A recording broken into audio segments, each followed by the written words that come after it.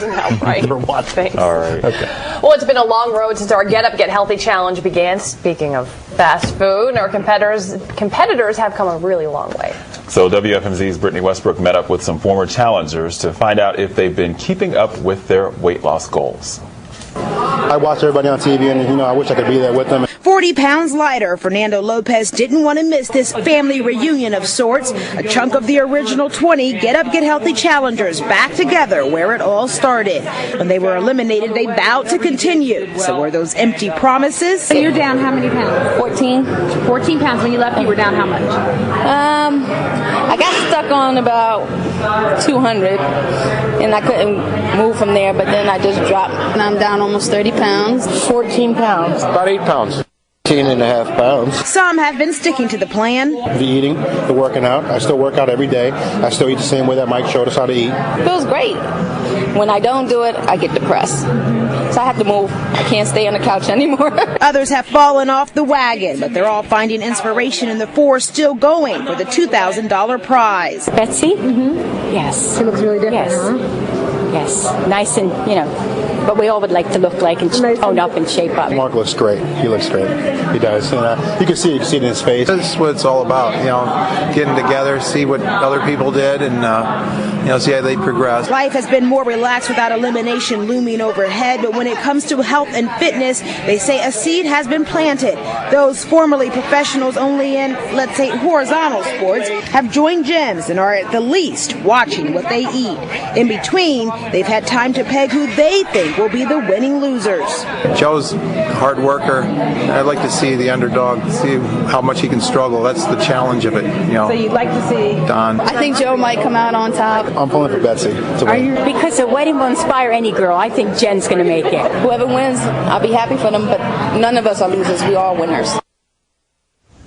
All right, we shall see. They look great. And when we come back, we'll tell you about a tragic Forecast will send things back to the desk. All right, thanks, Matt. Well, the end is near for our final four Get Up, Get Healthy challengers. As they go for the final push, we're still giving the rest of you a few tips. WFMZ's Brittany Westbrook is live in Easton with trainer Mike. Brittany, I understand we're focusing on those with limited mobility today. That's right. It's the question that he probably gets more than any other question. What do you do when you can't do much? And that's a big question. But before we get to that, and we're going to show you a few exercises here, we want to tell you a little bit about what you shouldn't do. You shouldn't do these things if you haven't seen your doctor. Yes, I mean, first of all, obviously, you always want to see your physician, especially if you have any limitations, and if you know that.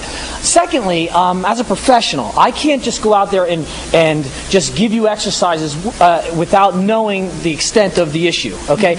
People tell me, well, I have limited mobility, I have fibromyalgia. Well, there's a lot of different levels, and there's a lot of different things that I would need to know first before I prescribe anything. Other people, they might want to go and prescribe you something.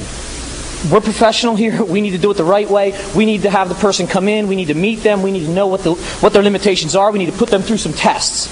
So that be said first. However, if I was going to prescribe something to someone with limited mobility, knowing their issues, there's a couple easy things to do. And you do actually, we'll get back here and start that, but you do actually have some clients with limited mobility issues, and these are some of the exercises that you do with them once you got their doctor's note and approval. Absolutely. I have a client who had a total hip replacement, and before she went in for surgery, we had to work diligently to try to strengthen that capsule, that area.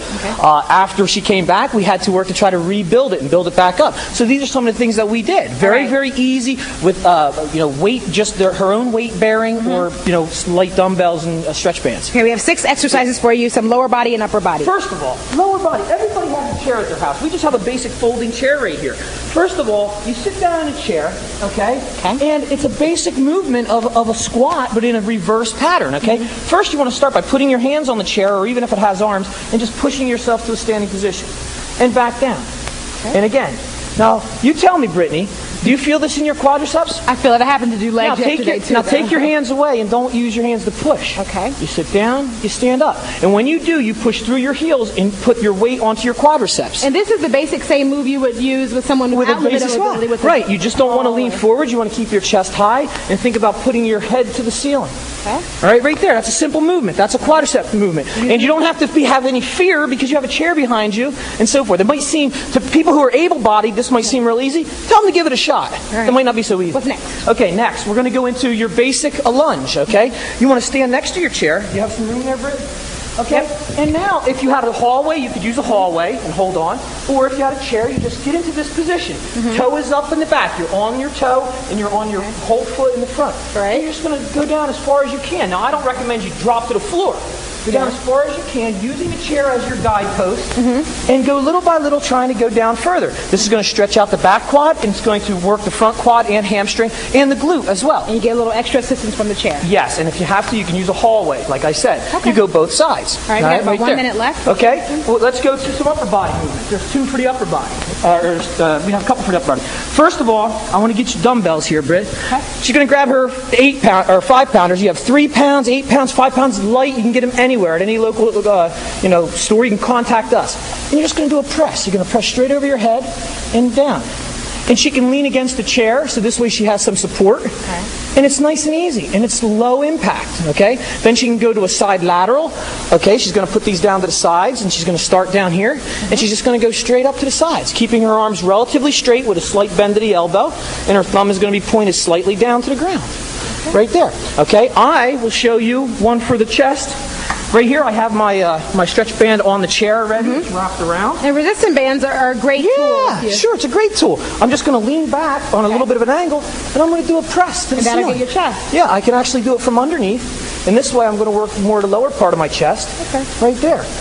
And then I can turn around and stand up. And as long as I have my foot against the chair so it doesn't move, okay, like this, Right. I can do my row. And I'm going to work my back and my biceps. All right, so just a few things that someone who would come in here with limited mobility, you would maybe help them with, and to get them on the right track, and so that eventually they'd be off of these chairs and be able to do things. Exactly, like I showed that around the doorknob before. It's probably better so that the chair doesn't come at you.